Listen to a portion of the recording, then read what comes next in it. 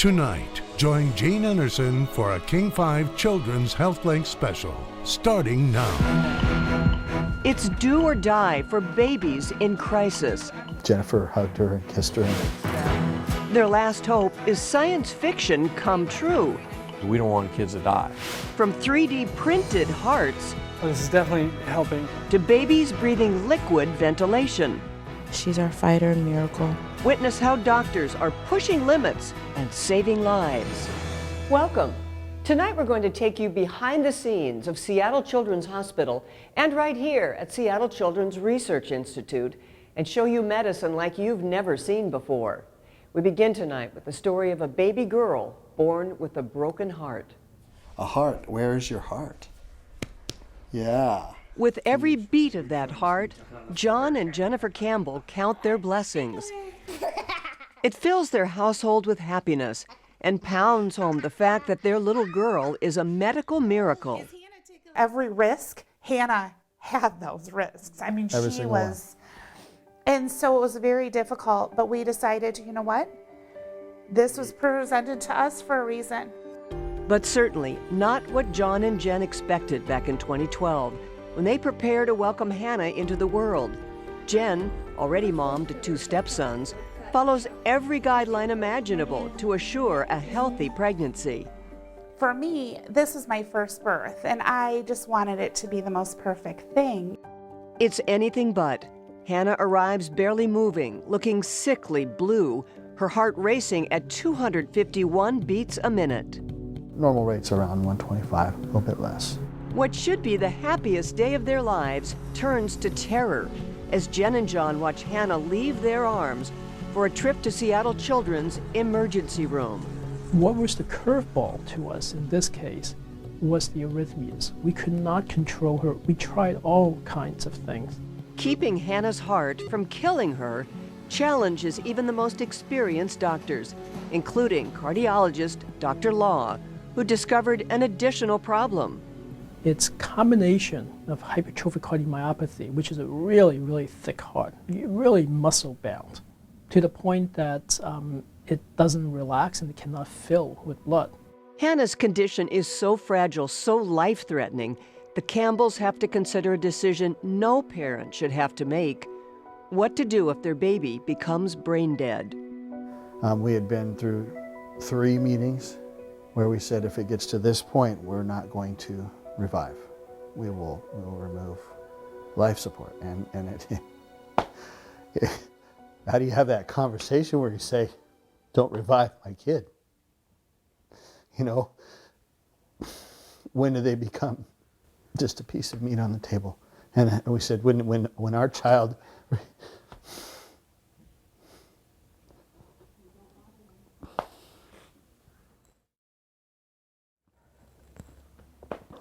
we said to the doctors, if she's not going to have a good life, we will say our goodbyes.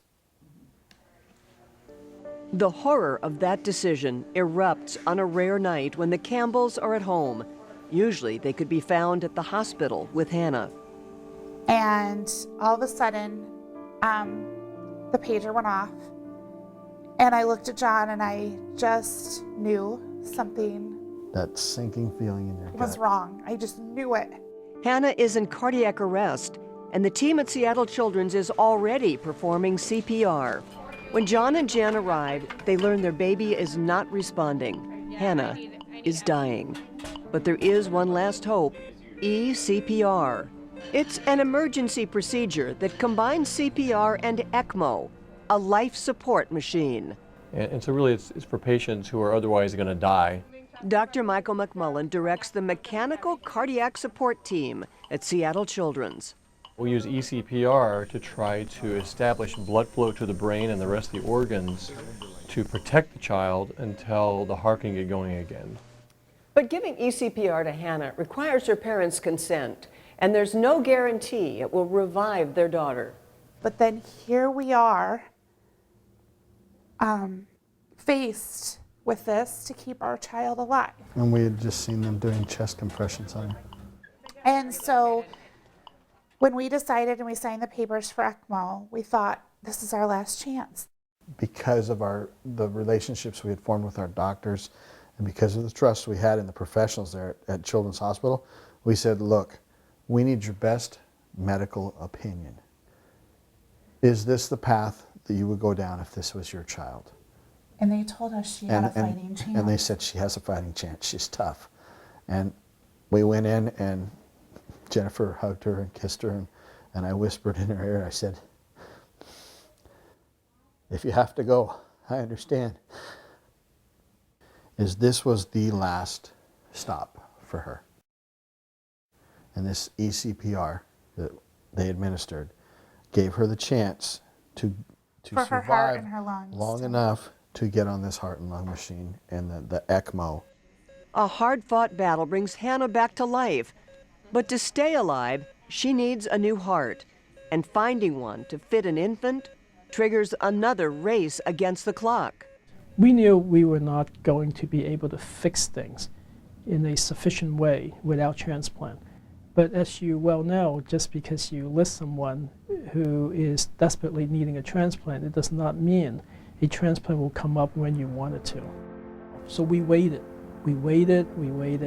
Weeks extend into months. Then another call comes from Seattle Children's. This time the nurse shares some good news. But she said, Jen, I think your plans need to change today. And I said, what do you mean? And she said, I said, is everything okay? What's going on?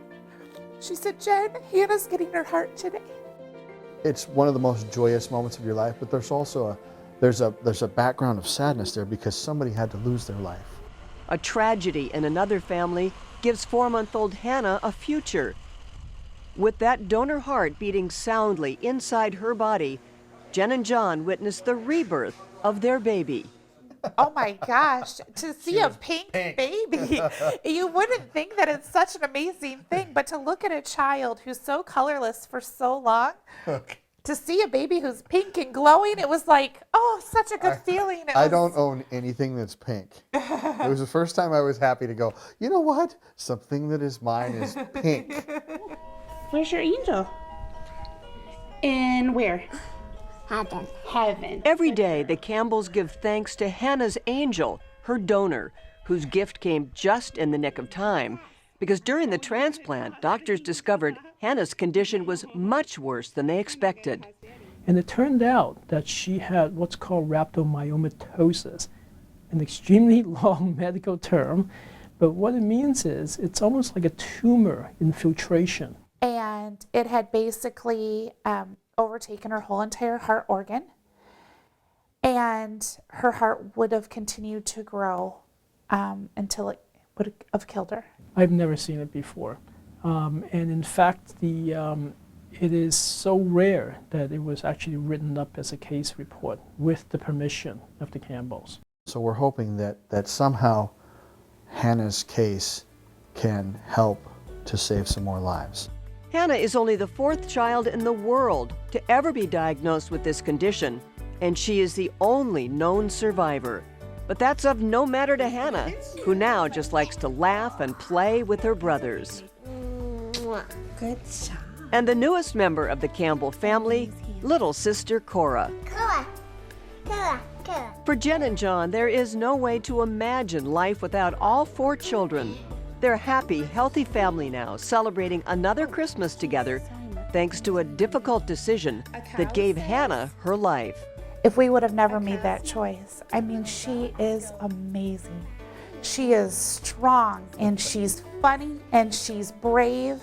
There's just so much about her that if we wouldn't have chosen ECMO, we wouldn't have her. If we didn't have that ECPR that got us to the ECMO, that got us healthy enough to get the transplant, Hannah wouldn't be here. Those 3 steps saved Hannah's life.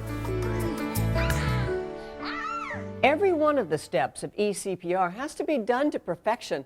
It's like a well-choreographed dance, done fast. And when it's showtime, time to save lives, everything has to be perfect. That's why they rehearse.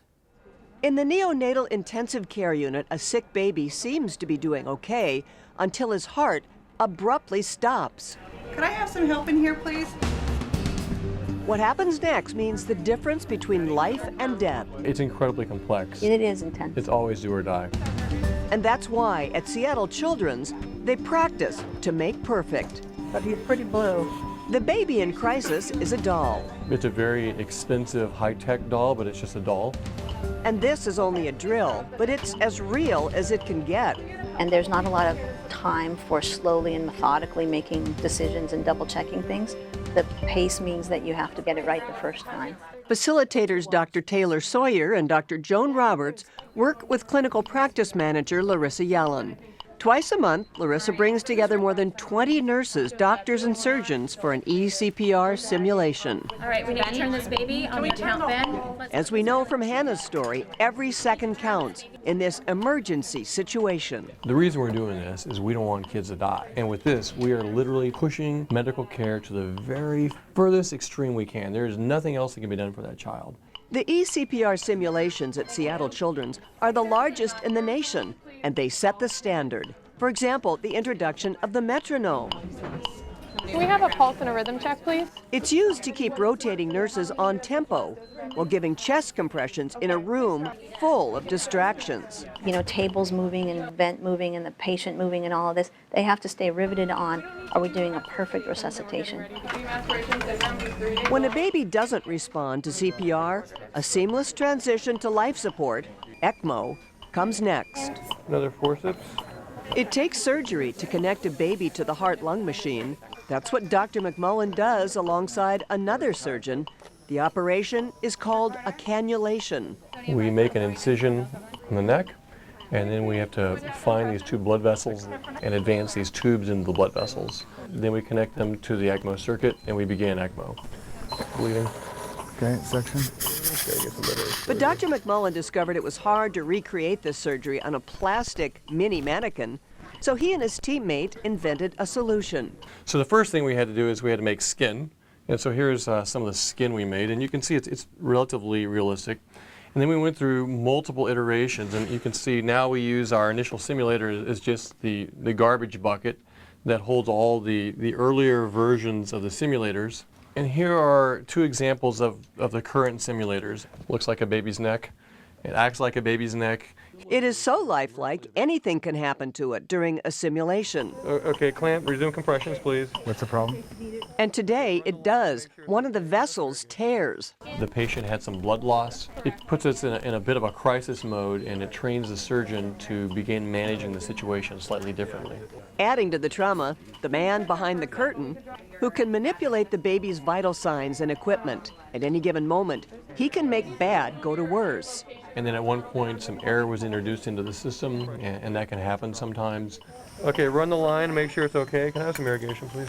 And that makes the team have to troubleshoot an additional problem. It's a bit like the SWAT team. We just have our team practice it over and over again until they got it down. The practices prove to be paying off. The team is currently working within their record time. A few years ago, before we had an organized eCPR team, it would take over an hour to put a person on ECMO. And now we're getting it down to 30 minutes or so. In the world of eCPR, this is the A-Team, setting the pace for other hospitals nationwide. In fact, when we describe our program to other centers around the country, they're very surprised, and many of them come here to see how we do it. We would hope that if every pediatric hospital had this type of a system, we would save that many more lives around the country. Good job. And life support played a role in the life of the next baby we're about to meet. But what brought Tatiana back to life shows another way doctors are pushing limits and saving lives. The strength of little Tatiana is best described as Herculean. Remember how you scared Mommy and Daddy? She's a pint-sized superhero who overpowered the odds with the help of science fiction-like medicine. There was concern that she may not survive unless something magical worked for her. Right from birth, Tatiana struggles. She's sickened in the womb, causing her mom, Elise, to have an emergency C-section. They said it looked like she had pooped inside of me and swallowed some of it. So we had a C-section. They brought her out, and I mean, I'm still like, 'cause I had a C-section, so I was still laying on the table, and I just seen them kind of rushing her off. Tatiana's destination is Seattle Children's, where doctors immediately treat her life-threatening condition known as meconium aspiration. And so the lung gets diseased and damaged very easily. And Tatiana had one of the most severe cases of meconium aspiration with pulmonary hypertension that I have ever seen. X-rays reveal the cause of concern for doctors Kendra Smith and Craig Jackson. But at this point, we had no air going in and out of her lungs at all. Normally lungs are this color, a dark, because they're air-filled. Her lungs were so diseased that they were white. Unable to breathe, Tatiana is placed on ECMO, but it's a short-term solution. Staying on life support for an extended amount of time can damage a baby's brain. And so when 2 weeks went by, we knew we were in trouble. She wasn't getting better. We were trying all things we could think of. And by 3 weeks, we knew we were at the end of the road. At this point, doctors know they must take a detour into new territory. Driving that decision is Tatiana. When she was on extracorporeal life support, she would open her eyes and look at you and indirectly ask you if there wasn't something out there that could make a difference for her. Dr. Smith does have a long-shot idea, a drug she researched years ago, not yet approved by the FDA, perfluorocarbon. It's also known as liquid ventilation. Okay, let's rock and roll. And very science fiction-like. Okay, relax now, bud. Just relax. So it's very much like in the movie Abyss, where the guy dons on a headgear and fills up with perfluorocarbon and tries to breathe it. In the real world, it works a bit differently, as Dr. Smith demonstrates. So perfluorocarbon is a clear, colorless liquid. It dissolves a large amount of oxygen and carbon dioxide. In this circumstance with diseased lungs, we're using it actually to open up the lungs so that they can work better and work better sooner. It sounds promising, but it's not a slam dunk for Tatiana. And so we didn't try it until she was at the point where virtually all of us thought she was going to die. Being the only option for your daughter to survive, there was just no question about it that, yeah, we wanted to try it. At that juncture, we elected as a team to try to seek out FDA approval for using perfluorocarbon in her lungs. Dr. Smith submits a compassionate use request to the FDA. She hopes to be able to use the experimental drug for just 10 days. I wanted them to give me 10 days because I felt within 10 days that we could turn her around. Her request is granted. Doctors begin injecting the dense liquid into Tatiana's lungs. Within 5 days, she responds to the life-giving drug.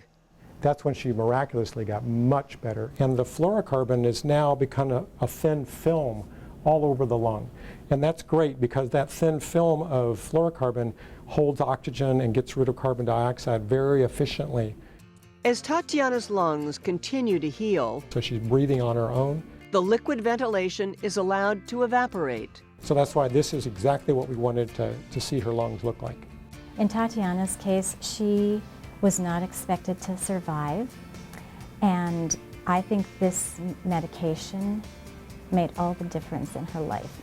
Who is that? Who is Hey. that? She looks great, Elise. Yeah, she looks great. Seeing Tatiana now, there's a sigh of relief. She's a bundle of joy and determination. She's our fighter and miracle.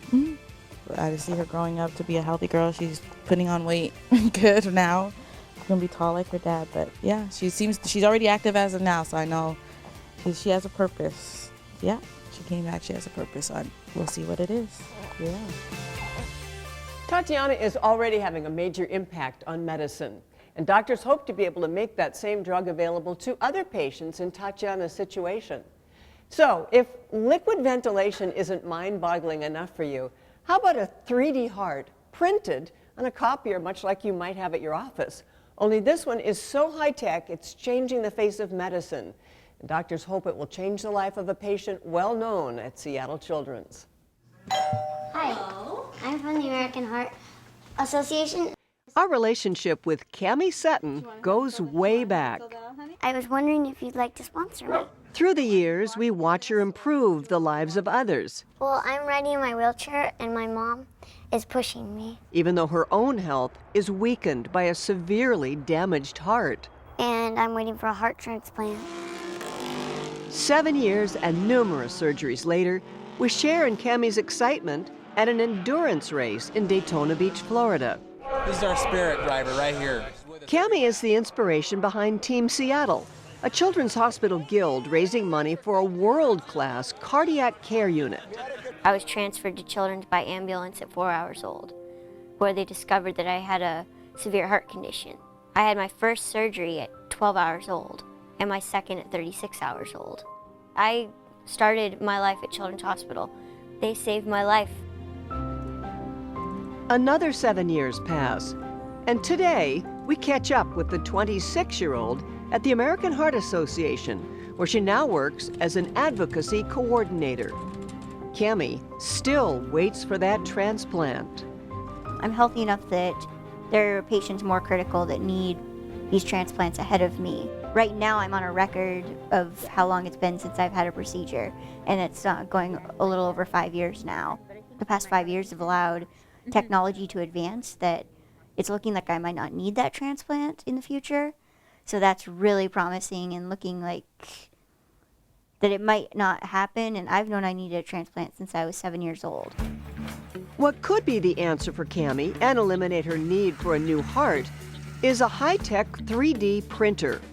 No single sheet or two-sided copies here. Instead, what's printed by this machine has dimension, texture, and the ability to reshape medical care. I have not heard of anybody doing it other than us. Dr. Tom Burke is in the unique business of printing hearts, human hearts, exact replicas of those found in patients. Patient-specific heart that you could practice a surgery on. Data gathered from MRIs and CT scans feeds into the printer. And you can think of it as a sponge, a detailed sponge in the shape of that person's heart. What Dr. Burke does next is top secret. He's figured out how to make the printed hearts feel soft and squishy like the real thing, instead of stiff and rubbery. But the heart itself is flexible, and we have to then marry hard and soft materials. Hot off the press is that duplicate sitting in the Ziploc container. And in fact, this heart is pretty distinct. It's a copy of Cammie's heart. Oh, cool. Yeah. A duplicate was printed up and given to surgeons Steve Sessler and Kristen Patton. So, Chris, I can't make this turn with this wire. Sometime in the near future, they'll be operating on Cammie. So getting a good look at her heart now, there we go, and being able to practice on it, there, okay, is extraordinary. Once you're in the coronary sinus, the question is, can you get here? Can we just sort of get out to there? The plan for Cammie is to give her a second pacemaker that will help synchronize her heartbeats. What Cammie needs is a different way to have her heart paced. Because right now I'm only having, the pacemaker lead is only going to the right side, and the left side's beating later. So we're losing some heart function because of that. So it's looking like if they do this new pacemaker and it works, I could have better heart function and better quality of life. We thought that this technology might allow it to be possible. But here's the problem. Cammie's anatomy is so mixed up, it's hard for Dr. Sessler and Dr. Patton to find the right path for the pacemaker's lead wire. And so we're in a position where we have to be creative. There are two acute angles here that we're going to have to overcome. It provides such a nice level of extra safety to be able to practice without the patient. At this point, it's looking to me like the left side might be a better option. Again, this is doing exactly what we wanted to do. It's showing us where our problem spots are. It's the first of many practice sessions. And if the surgeons need another heart, they can print another one. This won't be the one and only time that we do it. You know, we've already learned a couple of important things from the model, and we've really just started. While the surgeons practice, Cammie and her family anticipate a successful surgery and new opportunities in the years to come. Go out and do even more, maybe travel if I can be able to come off the heart transplant list, I can travel again, and I'm really into auto racing because of my experiences with Team Seattle and Sovereign. So getting to more races and seeing friends that I don't see very often, just adventures, fun adventures. We'll keep you posted on Cammie's progress, and we'll let you know when her surgery is scheduled. Now, we'll give you a peek into the future, when children who are born with inherited blood diseases can make one stop at the doctor's office and be cured. That's the hope of this breakthrough research being done right down the hall here at the offices of Dr. David Rawlings and Andy Scherenberg.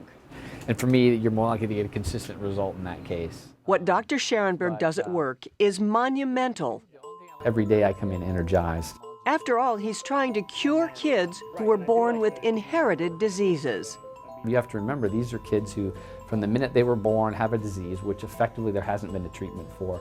But Dr. Scherenberg and his team plan to change that with one trip to the doctor's office. And then ideally that then is the last thing they need to do. The science gets complicated, but basically it involves repairing and replacing defective genes in our bodies. That is, the genes are kind of the blueprint for every cell in your body, and there's a copy of those blueprints in every cell in your body. And if there's a mistake in those blueprints, your cell does not function properly if there's a mistake in the design. So we have two options. One is to put something in that can maybe reinforce that mistake, so that's what we call gene replacement therapy. The other possibility, which is much more elegant and the one I think we prefer, is to fix that blueprint, make it perfect again, and that's the gene repair. Right now, the team at the Research Institute is targeting inherited blood diseases like sickle cell anemia. It's already pretty good, yeah. And they're about to take their gene replacement therapy out of the lab and into clinical trials.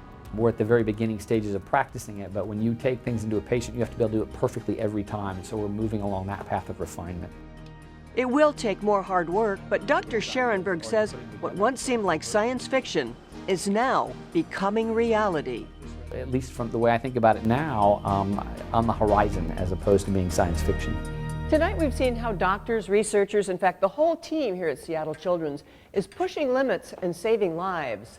If you'd like to find out more about this effort, you can log on to our website, king5.com. And as always, we want to thank the families and the doctors for letting us into their lives to help share their stories.